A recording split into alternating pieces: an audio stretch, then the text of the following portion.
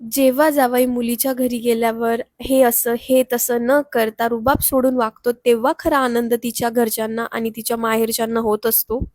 रुबाब घेऊन आलेल्या जावयाला फक्त मान मिळतो, पण मुलासारखं वागणाऱ्या जावयाला प्रेम आणि मनात जागा मिळते. जसं मुलगी सासरी जाऊन सगळ्यांना आपलं करते, तसं मुलाचंही कर्तव्य असतं की सासरी सगळ्यांशी आपुलकीने वागावं आणि चांगलं वागावं. तर नशिबाने माझ्या घरच्यांना चांगला जावई तर मिळाला आहे.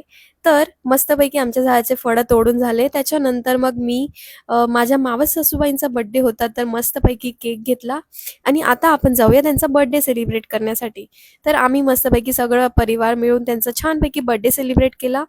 जावई आल्यानंतर माहेरी सगळेजण हे करू ते करू, तर सगळ्यांना आम्ही मस्तपैकी जेवायला बोलवलं होतं. तर बनवलं होतं मस्त खानदेशी मटण आणि भाकरी. तर सगळ्यांनी खूप मस्त जेवण केलं आणि एन्जॉय केला.